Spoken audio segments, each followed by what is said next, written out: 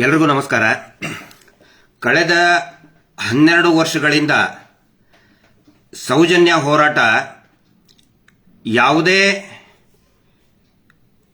ಅಡ್ಡಿ ಆತಂಕ ಇಲ್ಲದೆ, ಕಾನೂನು ಸುವ್ಯವಸ್ಥೆಗೆ ಧಕ್ಕೆ ತರದೆ, ಶಾಂತಿಗೆ ಧಕ್ಕೆ ತರದೆ ನಿರಂತರವಾಗಿ ಮಹೇಶ್ ಶೆಟ್ಟಿ ತಿಮರೋಡಿ ಅವರು ಒಂದು ಕಾನೂನಿನ ಅಡಿಯಲ್ಲಿ ಈ ಹೋರಾಟವನ್ನು ನಡೆಸಿಕೊಂಡು ಬಂದಿದ್ದಾರೆ. ಆದರೆ ಕಳೆದ ಒಂದು ವಾರದಿಂದ ಆಗ್ತಾ ಇರುವಂತಹ ಬೆಳವಣಿಗೆ ನೋಡಿದರೆ ಇಡೀ ಹೋರಾಟಕ್ಕೆ ಹಿಂದೂ ಮುಸ್ಲಿಂ ಅನ್ನುವಂತಹ ಒಂದು ಬಣ್ಣ ಬೆಳೆದು ಇಡೀ ರಾಜ್ಯದಲ್ಲಿ ದಂಗೆಯನ್ನು ಎಬ್ಬಿಸಿ ಧರ್ಮಸ್ಥಳ ಶ್ರೀ ಕ್ಷೇತ್ರದಲ್ಲಿ, ಹಿಂದೂಗಳ ಪವಿತ್ರ ಧರ್ಮಸ್ಥಳ ಶ್ರೀ ಕ್ಷೇತ್ರದಲ್ಲಿ ನಡೆದಂತಹ ನೂರಾರು ಅತ್ಯಾಚಾರ ಕೊಲೆಗಳು, ಅದರ ವಿರುದ್ಧ ನಡೀತಾ ಇರುವಂತಹ ಪ್ರತಿಭಟನೆಯನ್ನ ಈ ಕೋಮು ದಂಗೆಗೆ ತಿರುಗಿಸುವಂತಹ ಪ್ರಯತ್ನ ಒಂದು ದೊಡ್ಡ ಷಡ್ಯಂತ್ರ ನಡೀತಾ ಇದೆ. ನಾನು ಇವತ್ತು ಈ ಕ್ಷಣದಲ್ಲಿ ಯಾಕೆ ಮಾತಾಡ್ತಾ ಇದ್ದೀನಿ ಅಂತ ಹೇಳಿದ್ರೆ, ಒಂದೊಂದು ಗಂಟೆಗೂ ಕೂಡ ಎಷ್ಟೊಂದು ಆತಂಕ ಸೃಷ್ಟಿ ಮಾಡ್ತಾ ಇದ್ದಾರೆ ಅಂತ ಹೇಳಿದ್ರೆ ನಿನ್ನೆಯ ಒಂದು ಬೆಳವಣಿಗೆನೇ ಸಾಕ್ಷಿ. ನಿನ್ನೆ ನಡುರಾತ್ರಿ ನಾನು ಮತ್ತು ಸಮೀರ್ ನಾವು ಮಾತಾಡಬೇಕಾದ್ರೆ ಪಾಪ ಅವರ ತಾಯಿ, ವಯಸ್ಸಾದಂತಹ ತಾಯಿ ಮತ್ತು ಈಗ ತಾನೇ ಮದುವೆ ಆದಂತಹ ಸಮೀರ್ ಅವರ ಅಕ್ಕ, ಅವರು ಕೂಡ ಜೊತೆಗಿದ್ರು. ನಿನ್ನೆ ಮಧ್ಯಾಹ್ನದ ಹೊತ್ತಿಗೆ ಪೊಲೀಸರು ಬಂದಾಗ ಅಳತಾ ಬೇಡ್ಕೊಂಡ್ರವರು, ಯಾರು? ಸಮೀರ್ ಅವರ ತಾಯಿ. ನೋಡಿ, ನನ್ನ ಮಗ ಯಾವುದೇ ತಪ್ಪನ್ನ ಮಾಡಿಲ್ಲ, ದಯವಿಟ್ಟು ಅವನನ್ನ ಪೊಲೀಸ್ ಠಾಣೆಗೆ ಕರ್ಕೊಂಡು ಹೋಗೋದು, ಅರೆಸ್ಟ್ ಮಾಡಬೇಡಿ. ಹಂಗೇನಾದ್ರೂ ಆದ್ರೆ ನಾನು ಪೊಲೀಸ್ ಸ್ಟೇಷನ್ ಎದುರುಗಡೆನೆ ಬಂದು ಆತ್ಮಹತ್ಯೆ ಮಾಡ್ಕೊಳ್ತೀನಿ, ಅದಕ್ಕೆ ನೀವೇ ಕಾರಣ, ಸರ್ಕಾರನೇ ಕಾರಣ ಅಂತ ಹೇಳಿದ್ದಾರೆ. ಆವಾಗ ಎಲ್ಲರೂ ಕೂಡ ನಾವು ಪೊಲೀಸ್ ಇಲಾಖೆಗೆ, ಹಿರಿಯ ಅಧಿಕಾರಿಗಳಿಗೆ, ಸಂಬಂಧಪಟ್ಟಂತ ಅಧಿಕಾರಿಗಳಿಗೆ ಕನ್ವಿನ್ಸ್ ಮಾಡಿದ್ವಿ. ರಾತ್ರಿವರೆಗೆ ಆಯ್ತು, ರಾತ್ರಿ 11:30ವರೆಗೂ ಕೂಡ ಇದರಲ್ಲೇ ಇದೀವಿ ನಾವು. ಅಲ್ಲಿಂದ ಮತ್ತೆ ನಾವು ಒಂದು ಸೇಫ್ಟಿ ಇರಲಿ ಅಂತ ಹೇಳಿ ನಮ್ಮ ಲಾಯರ್ ಆಫೀಸಿಗೆ ಕರ್ಕೊಂಡು ಬಂದ್ವಿ. ಅಲ್ಲಿ ಅವರು ಕೂಡ ಕಾನೂನಿನ ಬಗ್ಗೆ ಒಂದಿಷ್ಟು ಲೀಗಲ್ ಸೊಲ್ಯೂಷನ್ಸ್ ಏನೇನಿದೆ ಅದು ಕೂಡ ಚರ್ಚೆ ಆಯಿತು. ಅದಾದ ಮೇಲೆ ಅವರ ತಾಯಿಗೆ ತಲೆ ಸುತ್ತಿ ಬಿದ್ರು. 3:30ವರೆಗೆ ಅವರು ಮನೆಗೆ ಹೋಗಿ ಕಳಿಸಿ ಎಲ್ಲರೂ ಅವ್ರವ್ರ ಮನೆಗೆ ಹೋದ್ರು. ಈಗ ಮತ್ತೆ ಬೆಳಗ್ಗೆಯಿಂದ ಒಂದು ಸುದ್ದಿ ಬರ್ತಾ ಇದೆ.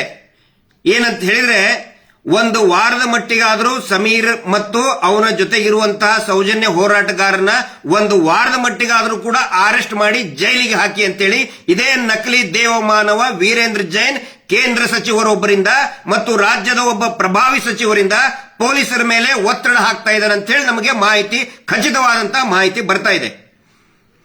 ಇದನ್ನು ನಾನು ಯಾಕೆ ಹೇಳ್ತಾ ಇದ್ದೀನಿ ಅಂತ ಹೇಳಿದ್ರೆ, ಪ್ರತಿಯೊಂದನ್ನು ಕೂಡ ಪಬ್ಲಿಕ್ ಡೊಮೇನ್ ಅಲ್ಲಿ ಇರಲಿ, ಸಾರ್ವಜನಿಕರಿಗೆ ಗೊತ್ತಾಗ್ಲಿ ಏನು ನಡೀತಾ ಇದೆ ಅಂತ ಹೇಳಿ, ಈ ರಾಜ್ಯದಲ್ಲಿ ಈ ವ್ಯವಸ್ಥೆಯಲ್ಲಿ ಏನು ನಡೀತಾ ಇದೆ ಅಂತ ಹೇಳಿ ಗೊತ್ತಾಗ್ಲಿ. ಪದೇ ಪದೇ ಹಿಂದೂ ಮುಸ್ಲಿಂ ಅಂತ ಮಾಡ್ತಾ ಇದ್ರಿ. ಮಹೇಶ್ ಶೆಟ್ಟಿ ತಿಮರೋಡಿ ಅವರು ಇವತ್ತಿಗೂ ಕೂಡ ಅವರು ಯಾವಾಗಿಂತ ಅವರಿಗೆ ಜ್ಞಾನ ಬಂದಿದೆ ಅವತ್ತಿನಿಂದನೂ ಇವತ್ತಿನವರೆಗೆ ಭಗವದ್ ಧ್ವಜವನ್ನ ಮನೆಯಲ್ಲಿಟ್ಟು ಪೂಜೆ ಮಾಡ್ತಾರೆ. ಬರೀ ಹೆಗಲ ಮೇಲೆ ಹಾಕೊಳ್ಳೋದಲ್ಲ, ಕೇಸರಿಯನ್ನ ಮನೆಯಲ್ಲಿಟ್ಟು ಪೂಜೆ ಮಾಡುವಂತಹ ವ್ಯಕ್ತಿ ಮಹೇಶ್ ಶೆಟ್ಟಿ ತಿಮರೋಡಿ. ಹಿಂದೂ ವಿರೋಧಿನ ಅವರು. ಸಮೀರ್ ಏನಂತ ಮಾತಾಡಿದ್ರು, ಒಂದಿಷ್ಟು ಜನಕ್ಕೆ ಬಿಸ್ಕೆಟ್ ಎಸೆದು ಹಿಂದೂ ಮುಸ್ಲಿಂ ಅಂತ ಮಾಡ್ತಾ ಇದ್ರಿ. ದೇವಸ್ಥಾನ, ಹಿಂದೂ ದೇವಸ್ಥಾನದ ಬಗ್ಗೆ ಮಾತಾಡಿದ ಸಮೀರ್ ಅಂತ ಹೇಳ್ತಾ ಇದ್ರಿ. ಏನ್ ಮಾತಾಡಿದ ಸಮೀರ್? ಹಿಂದೂ ದೇವಸ್ಥಾನ ಹಿಂದೂಗಳದ್ದೇ ಇರಬೇಕು ಅಂತ ಹೇಳಿದಾನ ಅವನು, ಹಿಂದೂಗಳದ್ದು ಅಲ್ಲ ಅಂತ ಹೇಳಿಲ್ಲ. ನಾಚಿಕೆ ಆಗ್ಬೇಕು ನಿಮಗೆ. ಒಂದು ಅತ್ಯಾಚಾರ ಪ್ರಕರಣದಲ್ಲಿ ಒಂದು ಹೆಣ್ಣು ಮಕ್ಕಳಿಗೆ ಧ್ವನಿ ಎತ್ತದ ಇಂತ ಸಮೀರಿನ ಬಗ್ಗೆ ಹಿಂದೂ ಮುಸ್ಲಿಂ ಮಾಡ್ತಾ ಇದ್ದೀರಿ ನೀವು. ಶ್ಯಾಮ ನೀವು. ನಿಮಗ್ ಒಂದು ಪ್ರಶ್ನೆ ಕೇಳ್ತೀನಿ, ಒಂದೇ ಒಂದು ಪ್ರಶ್ನೆ. ನಿನ್ನ ಮನೆಯ ಹೆಣ್ಣು ಮಗಳಿಗೆ, ನಿನ್ನ ಮಗಳೋ, ನಿನ್ನ ತಂಗಿನೋ, ಹೆಂಡತಿನೋ, ತಾಯಿಗೋ ಯಾವನಾದ್ರೂ ಒಬ್ಬ ಕಿರಾತಕ ಹಿಂದೂ ಎತ್ಕೊಂಡು ಹೋಗಿ ಹಾಳು ಮಾಡಿದ್ರೆ, ಆಯ್ತು ಬಿಡಪ್ಪ, ನಾನು ಹಿಂದೂ, ಅವನು ಅತ್ಯಾಚಾರ ಮಾಡಿದವನು ಹಿಂದೂ, ಹೋಗ್ಲಿ ಬಿಡು ಅಂತೇಳಿ ಸುಮ್ಮನೆ ಬಿಡ್ತೀಯ? ನಾಲಾಯಕ್. ಒಬ್ಬ ಮುಸಲ್ಮಾನ ಹೆಣ್ಣು ಮಗಳನ್ನ ಒಬ್ಬ ಮುಸಲ್ಮಾನ್ ಕಿರಾತಕ ಎತ್ಕೊಂಡು ಹೋಗಿ ಅತ್ಯಾಚಾರ ಮಾಡಿ ಹಾಳು ಮಾಡಿದ್ರೆ, ಆಯ್ತು ಬಿಡಪ್ಪ, ಮುಸಲ್ಮಾನೇ ಮಾಡಿದ ಬಿಡು ಅಂತ ಯಾರಾದ್ರೂ ಸುಮ್ಮನೆ ಬಿಡ್ತಾರ? ಕ್ರಿಶ್ಚಿಯನ್ರಿಗೂ ಕೇಳ್ತಾ ಇದ್ದೀನಿ, ಜೈನ್ರಿಗೂ ಕೇಳ್ತಾ ಇದ್ದೀನಿ, ದಯವಿಟ್ಟು ಈ ಸುಳ್ಳು ಸುಳ್ಳು ಪೋಸ್ಟ್ ಹಾಕ್ತಾ ಇರುವಂತಹ, ವಿಷ ಉಗುಳ್ತಾ ಇರುವಂತಹ, ಹಿಂದೂ ಮುಸಲ್ಮಾನ್ ಅಂತ ವಿಷ ಉಗುಳ್ತಾ ಇರುವಂತಹ ಪೋಸ್ಟ್ಗಳನ್ನ ದಯವಿಟ್ಟು ನಂಬಬೇಡಿ. ಸಮೀರನ್ ಮೇಲೆ ಸೋಮೋಟೋ ಕೇಸ್ ಹಾಕ್ತಿರಲ್ಲ ನೀವು, ಸ್ವಯಂ ಪ್ರೇರಿತ ದೂರು ದಾಖಲೆನ ಮಾಡಿದ್ರಲ್ಲ, 299 ಅರೆಸ್ಟ್ ಮಾಡೋದಕ್ಕೆ ಬರೋದಿಲ್ಲ. ಸುಪ್ರೀಂ ಕೋರ್ಟಿನ ಆದೇಶ ಇದೆ. ಆದರೂ ಕೂಡ ನಿನ್ನೆ ಪೊಲೀಸರು ಬಂದು ಅರೆಸ್ಟ್ ಮಾಡಕ್ ಬಂದಿದ್ರಿ. ಈ ಕೋಮು ಗಲಭೆ ಎಬ್ಬಿಸ್ತಾ ಇರುವಂತ ಫೇಕ್ ಅಕೌಂಟ್ ನಲ್ಲಿ ಎಷ್ಟೋ ಜನ ಫೇಕ್ ಅಕೌಂಟ್ ನಲ್ಲಿ ಹಿಂದೂ ಮುಸಲ್ಮಾನ್ ಮಾಡ್ತಾ ಇದಾರಲ್ಲ, ಅವ್ರ ಮೇಲೆ ಯಾಕೆ ಸೋಮೋಟೋ ಕೇಸ್ ಇವತ್ತಿನವರೆಗೂ ರಿಜಿಸ್ಟರ್ ಆಗಲಿಲ್ಲ ಅನ್ನೋ ಪ್ರಶ್ನೆಯನ್ನ ನಾನು ಕೇಳ್ತಾ ಇದ್ದೀನಿ. ಅಂದ್ರೆ ಈ ವೀರೇಂದ್ರ ಜೈನ್ ನಕಲಿ ದೇವಮಾನವ, ಸಿಕ್ಕಾಪಟ್ಟೆ ದುಡ್ಡಿದೆ, ದೇವಸ್ಥಾನವನ್ನ ಕಂಟ್ರೋಲ್ ಮಾಡ್ತಾನೆ. ಅವನ ಹತ್ರ ರಾಷ್ಟ್ರಪತಿಗಳು ಬರ್ತಾರೆ, ಪ್ರಧಾನ ಮಂತ್ರಿಗಳು ಬರ್ತಾರೆ, ಮುಖ್ಯಮಂತ್ರಿಗಳು ಬರ್ತಾರೆ, ಹೋಮ್ ಮಿನಿಸ್ಟರ್ ಬಂದು ಕಾಲ್ ಬಿಡ್ತಾರೆ, ಜಡ್ಜಸ್ಗಳು, ಹೈಕೋರ್ಟ್ ಸುಪ್ರೀಂ ಕೋರ್ಟ್ ಜಡ್ಜಸ್ಗಳು ಬಂದು ಅವ್ನು ಕಾಲ್ ಬಿಡ್ತಾರೆ ಅಂತ ಹೇಳಿದ್ರೆ ಅವನು ಏನ್ ಮಾಡಿದ್ದ ಅದೇ ನಿಜನ? ಅವನೇನ್ ಕಾನೂನಿಗಿಂತ ದೊಡ್ಡವನ? ಅವನು ನಕಲಿ ದೇವಮಾನವ ವೀರೇಂದ್ರ ಜೈನ್. ಅವನ ತಮ್ಮ 100 ಕೊಲೆಗಳನ್ನ ಮಾಡಿದ, 100 ಹೆಣ್ಣು ಮಕ್ಕಳನ್ನ ಕೊಂದು ಕೊಲೆ ಮಾಡಿ ನೇತ್ರಾವತಿ ನದಿಯಲ್ಲಿ ಕಾಡಿನಲ್ಲಿ ಬಿಸಾಕಿದ್ದಾನೆ. ಅದರ ಸಾಕ್ಷಿ ನನ್ನ ಹತ್ರ ಇದೆ. ಸುಳ್ಳು ಮಾತಾಡ್ತಾ ಇದ್ರೆ ನನಗೆ ಅರೆಸ್ಟ್ ಮಾಡ್ಕೊಂಡು ಹೋಗ್ಲಿ.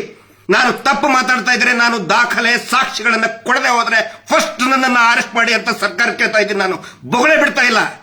ಇಲ್ಲಿವರೆಗೆ ನಾವು ಹೇಳಿದ್ದು ಬರೀ 10%, 10%. ಇನ್ನೂ ಎಲ್ಲವೂ ಇದೆ, ಎಲ್ಲ ಇಟ್ಕೊಂಡು ಕೂತ್ಕೊಂಡಿದ್ದೀವಿ ನಾವು. ಸುಮ್ಮನೆ ಬೊಗಳೆ ಬಿಡ್ತಾ ಇಲ್ಲ. ಇಲ್ಲಿ ಸರ್ಕಾರ ಇವತ್ತು ನಮಗೆ ಹೇಳಿ ಆಯ್ತು ತೋರಿಸು ಅಂತ ಹೇಳಿ, ತೋರಿಸಲಿಲ್ಲ ಅಂದ್ರೆ ನಮಗೆ ಅರೆಸ್ಟ್ ಮಾಡ್ಕೊಂಡು ಹೋಗಿ. ನೀವು ವಾಸ್ತವವನ್ನೇ ಹೇಳ್ತಾ ಇದೀವಿ ಇಲ್ಲಿ.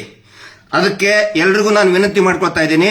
ಸುಮಾರು ಜನ ಕಾಲ್ ಮಾಡ್ತಾ ಇದ್ದಾರೆ, ವಿಶೇಷವಾಗಿ ಯೂಟ್ಯೂಬರ್ಸ್ಗಳು ತುಂಬಾ ಒಂದು ಕಾಳಜಿಯಿಂದ ಒಂದು ಕಾಲ್ ಮಾಡ್ತಾ ಇದ್ದಾರೆ, ಸಿಗ್ತೀವಿ, ಭೇಟಿ ಆಗಬೇಕು ಅಂತ ಹೇಳ್ತಾ ಇದ್ದಾರೆ. ಎಲ್ಲರಿಗೂ ನನಗೆ ಮಾತಾಡಕ್ ಆಗ್ತಾ ಇಲ್ಲ. ಇನ್ನು ಸ್ವಲ್ಪ ಹೊತ್ತಿನಲ್ಲೇ ಸಮೀರ್ಗೆ ಬಳ್ಳಾರಿ ಕರ್ಕೊಂಡು ಹೋಗ್ಬೇಕು. ಇಲ್ಲಿ ನಮಗೆ ಮತ್ತೆ ಪೊಲೀಸರಿಗೆ ಯಾವುದೇ ಸಂಘರ್ಷ ಇಲ್ಲ. ಇವ್ರು ಏನ್ ಮಾಡ್ತಾ ಇದ್ದಾರೆ, ನಾವು ಪೊಲೀಸರ ಅಗೇನ್ಸ್ಟ್ ಮಾತಾಡಬೇಕು, ನಾವು ಆಂಟಿ ಪೊಲೀಸ್ ಅಂತ ತೋರಿಸಬೇಕು, ಆನಂತರ ನಾವು ಮೀಡಿಯಾ ವಿರುದ್ಧ ಮಾತಾಡಬೇಕು, ನಾವು ಮತ್ತೆ ಮೀಡಿಯಾ ಅಗೇನ್ಸ್ಟ್ ಅಂತ ತೋರಿಸಬೇಕು ಅನ್ನುವಂತಹ ಒಂದು ವಾತಾವರಣ ಸೃಷ್ಟಿ ಮಾಡ್ತಾ ಇದ್ದಾರೆ. ನಮಗೆ ಪೊಲೀಸರಿಗೆ ಯಾವುದೇ ಸಂಘರ್ಷ ಇಲ್ಲ. ನಮ್ಮ ಹೋರಾಟ ಪೊಲೀಸರ ವಿರುದ್ಧ ಇಲ್ಲ, ಅಥವಾ ಯಾವುದೇ ರಾಜಕೀಯ ಪಕ್ಷದ ಸಿದ್ಧಾಂತದ ವಿರುದ್ಧನೂ ಕೂಡ ಖಂಡಿತ ಇಲ್ಲ, ಮಾಧ್ಯಮಗಳ ವಿರುದ್ಧನೂ ಕೂಡ ಇಲ್ಲ. ಆದರೆ ಅನೇಕ ಜನ ಯೂಟ್ಯೂಬರ್ಸ್ಗಳು ಇವತ್ತು ಈ ಹೋರಾಟದ ಶಕ್ತಿಯಾಗಿ ಮುಂದೆ ನಿಂತ್ಕೊಂಡಿದ್ದಾರೆ. ಅವರೆಲ್ಲರಿಗೂ ನಾನು ಹೇಳ್ತಾ ಇದ್ದೀನಿ, ದಯವಿಟ್ಟು ಇನ್ನೂ ಹೆಚ್ಚಾಗಿ ಮಾತಾಡಿ, ಮತ್ತು ಪ್ರತಿಯೊಬ್ಬ ಜನಸಾಮಾನ್ಯನು ಕೂಡ ಮಾತಾಡಿ. ಇದು ಬರೀ ನಮ್ಮ ಪ್ರತಿಷ್ಠೆ ಅಲ್ಲ, ನಾವೇ ಮಾತಾಡ್ಬೇಕಂತಿಲ್ಲ, ನಾವೇ ಮಾತಾಡ್ತಾ ಇದೀವಿ. ದಯವಿಟ್ಟು ಇನ್ನು ಮೇಲೆ ಪ್ರತಿಯೊಬ್ಬ ಜನಸಾಮಾನ್ಯನು ಕೂಡ ಪ್ರಶ್ನೆ ಕೇಳಿ, ಈ ವ್ಯವಸ್ಥೆಗೆ ಕೇಳಿ. ಸಮೀರ್ ಮೇಲೆ ಸೆಕ್ಷನ್ 299 BNS ಅರೆಸ್ಟ್ ಮಾಡೋ ಹಂಗೆ ಇಲ್ಲ, ಆದ್ರೂ ಕೂಡ ಬಂದ್ ಹೋಗಿ ಅಂತ ಇದ್ದಾರೆ. ನಾವು ಹೋಗ್ತೇವೆ. ಪೊಲೀಸರಿಗೆ ನಾನು ಮಾತು ಕೊಟ್ಟಿದ್ದೀನಿ, ಸಮೀರನ್ನು ನಾನು ಕರ್ಕೊಂಡು ಬಂದೇ ಬರ್ತೀನಿ. ಮತ್ತೆ ಪೊಲೀಸರು ಕೂಡ ತುಂಬಾ ಚೆನ್ನಾಗಿ ಸ್ಪಂದನೆ ಮಾಡಿದ್ದಾರೆ. ಅಲ್ಲಿ ಇರುವಂತಹ ಠಾಣಾಧಿಕಾರಿ ಇರ್ಬೋದು, ಬಳ್ಳಾರಿ ಅವರು ಇರ್ಬೋದು, ಹಿರಿಯ ಅಧಿಕಾರಿಗಳಿರ್ಬೋದು, ಮತ್ತು ಕರ್ಕೊಂಡು ಬಂದಂತ ನಿನ್ನೆ ನಮ್ಮ ಜೊತೆಗಿದ್ದಂತ ಎಲ್ಲಾ ಸ್ಟಾಫ್ಗಳು ಕೂಡ, ಬಳ್ಳಾರಿ ಪೊಲೀಸರು ಇರ್ಬೋದು, ಜಿಗಣಿ ಇರ್ಬೋದು, ಎಲ್ಲರೂ ಕೂಡ ಚೆನ್ನಾಗಿ ವರ್ತನೆ ಮಾಡಿದ್ದಾರೆ. ಆದ್ರೆ ನೋಡಿ, ಈ ಶೀನಪ್ಪ ಅನ್ನುವಂತ ವ್ಯಕ್ತಿ ಎಲ್ಲಾ ಯೂಟ್ಯೂಬರ್ಸ್ಗಳಿಗೂ ಕೂಡ ನೋಟಿಸ್ ಕೊಟ್ಟು ಬ್ಲಾಕ್ ಮಾಡಿಸಿದ. ಅದೇ ಶೀನಪ್ಪನ ವಿರುದ್ಧ 10 ವರ್ಷದವರೆಗೆ ಶಿಕ್ಷೆ ಆಗುವಂತಹ ಸುಗ್ರೀವಾಜ್ಞೆ ಇದ್ರೂ ಕೂಡ ಯಾಕೆ ಅರೆಸ್ಟ್ ಮಾಡ್ತಾ ಇಲ್ಲ? ಯಾಕೆ ಅವನು ಕರ್ಸ್ಕೊಳ್ಳಿಲ್ಲ ಪೊಲೀಸ್ ಸ್ಟೇಷನ್ಗೆ? ಇವರು ಮಾಡ್ತಾ ಇರೋ ಮೀಟರ್ ಬಡ್ಡಿ ದಂಧೆಯಿಂದ ಊರೂರಲ್ಲಿ ಹೆಣಗಳು ಬೀಳ್ತಾ ಇದೆ. ಇದೇ ಧರ್ಮೋದ್ಯಮಿ ವೀರೇಂದ್ರ ಜೈನ್ ಮಾಡ್ತಾ ಇರುವಂತಹ ಒಂದು ಡ್ರಾಮಾ ಕಂಪನಿ, ಗ್ರಾಮ ಅಭಿವೃದ್ಧಿ ಯೋಜನೆ, ಅದರಿಂದ ಊರೂರಲ್ಲಿ ಜಗಳ ಆಗ್ತಾ ಇದೆ ರೀ. ಆತ್ಮಹತ್ಯೆ ಆಗಿದೆ. ಇಲ್ಲೇ ಚಿಕ್ಕಬಳ್ಳಾಪುರದಲ್ಲಿ ಒಬ್ಬ 2 ವರ್ಷದ ನವ ವಿವಾಹಿತೆ ಅರ್ಪಿತಾ ಅನ್ನೋಂಥವ್ರು ಊರಲ್ಲಿ ಹಾಕೊಂಡಿದ್ದಾರೆ. ಅದರ ಫೋಟೋ ಕೂಡ ಕಳಿಸಿದೀವಿ ನಾವು. ಯಾಕೆ ಅರೆಸ್ಟ್ ಮಾಡ್ತಾ ಇಲ್ಲ ಅವನ್ನ? ಯಾಕೆ ತನಿಖೆ ಆಗ್ತಾ ಇಲ್ಲ? ಕಾನೂನ್ಗಿಂತ ದೊಡ್ಡವನ? ಸಂವಿಧಾನಕ್ಕಿಂತ ದೊಡ್ಡವರಾದ್ರೆ ಎಲ್ಲಾದ್ರು? ಇದನ್ನ ನಾನು ಕೇಳ್ತಾ ಇದ್ದೀನಿ. ಪಾಪ ಸಮೀರ್ ಒಂದು ನ್ಯಾಯದ ಆಗ್ರಹ ಮಾಡಿದ್ದಕ್ಕೆ ಅವನ ಮೇಲೆ ಸೋಮೋಟೋ ಅಂದ್ರೆ ಸ್ವಯಂ ಪ್ರೇರಿತ ದೂರು ದಾಖಲು ಮಾಡಿದ್ರಿ. ಸುಗ್ರೀವಾಜ್ಞೆಯಲ್ಲಿ 11-12 ಜನ ಹೆಣ್ಮಕ್ಳು ಕಂಪ್ಲೇಂಟ್ ಕೊಟ್ಟರು ಆ ಚೀನಪ್ಪನ ಮೇಲೆ, ಅನಿಲ್ ಕುಮಾರ್ ಮೇಲೆ, ಮೀಟರ್ ಬಡ್ಡಿ ದಂಧೆ ಮಾಡ್ತಿರುವಂತ ಅನಿಲ್ ಕುಮಾರ್ ಮೇಲೆ ಯಾಕೆ ಅರೆಸ್ಟ್ ಮಾಡಿಲ್ಲ? ಆ ಪ್ರಶ್ನೆ ನಾವು ಕೇಳ್ತಾ ಇದ್ದೀವಿ. ದಯವಿಟ್ಟು ಎಲ್ರಿಗೂ ಒಂದು ವಿನಂತಿ ಮಾಡ್ತಾ ಇದ್ದೀನಿ. ಇವತ್ತು ಸಾಯಂಕಾಲದವರೆಗೆ ಏನಾಗುತ್ತೋ ಅನ್ನೋದು ಗೊತ್ತಿಲ್ಲ. ಈಗ 1 ಗಂಟೆಯಲ್ಲಿ ಸಮೀರ್ ಅವ್ರನ್ನ ನಾನು ಕರ್ಕೊಂಡು ಹೋಗ್ತಾ ಇದ್ದೀನಿ. ಏನೇನು ಪ್ರಿಕಾಷನ್ ತಗೋಬೇಕು ಅದೆಲ್ಲಾ ಪ್ರಿಕಾಷನ್ಗಳನ್ನ, ಕಾನೂನಿನ ಪ್ರಿಕಾಷನ್ಗಳನ್ನ ನಾವು ತಗೊಳ್ತೀವಿ. ಓಡಿ ಹೋಗುವಂತದ್ದೇನಿಲ್ಲ ಇಲ್ಲಿ. ನಾನು ಯಾಕೆ ಇಷ್ಟೊಂದು ಇದು ಮಾಡ್ತಾ ಇದ್ದೀನಿ ಅಂದ್ರೆ, ನಾನು ವೈಯಕ್ತಿಕವಾಗಿ ಮತ್ತು ಈ ಹೋರಾಟಗಾರರು ಜೈಲಿಗೆ ಹೋಗೋದಕ್ಕೆ ನಾವು ಹೆದರ್ಕೊಂಡಿಲ್ಲ. ಪಾಪ ಆ ಹುಡುಗ ಈಗ ಇನ್ನು 20-21 ವರ್ಷ.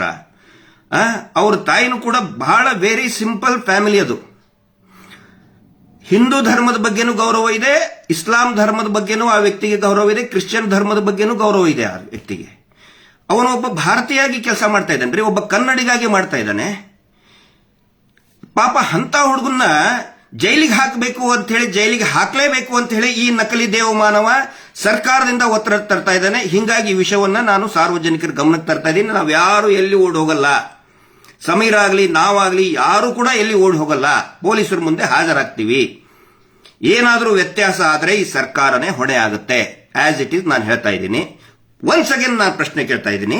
ಹಿಂದೂ ಮುಸ್ಲಿಂ ಅಂತ ಸುಳ್ಳು ಹೇಳಿ ಫೇಕ್ ಅಲ್ಲಿ ಮಾತಾಡ್ತಾ ಇವನು ಹಾಕಿರೋ ಬಿಸ್ಕೆಟ್ ತಿಂದು ಮಾತಾಡ್ತಾ ಇದ್ದೀರಲ್ಲ, ಒನ್ಸ್ ಅಗೇನ್ ನೀವೇ ಉತ್ತರ ಕೊಡಿ. ನಿಮ್ಮ ಮನೆ ಹೆಣ್ಮಕ್ಳಿಗೆ ಮೊದಲು ಉತ್ತರ ಕೊಟ್ಟು ಆಮೇಲೆ ಹಿಂದೂ ಮುಸ್ಲಿಂ ಮಾತಾಡಿ. ಲಾಸ್ಟ್ ಕೊನೆಗೆ ಐ ರಿಪೀಟ್, ನಿನ್ನ ಮನೆ ಹೆಣ್ಮಗಳನ್ನ ಒಬ್ಬ ಹಿಂದೂ ಎತ್ಕೊಂಡು ಹೋಗಿ ಹಾಳು ಮಾಡಿದ್ರೆ ಆಯ್ತಪ್ಪ ಹಿಂದೂನೇ ಮಾಡಿದ ಅಂತ ಸುಮ್ಮನೆ ಇರ್ತೀಯ ಮಗನೇ? ಉತ್ತರ ಕೊಡು ಲೋಫರ್. Justice for Soujanya.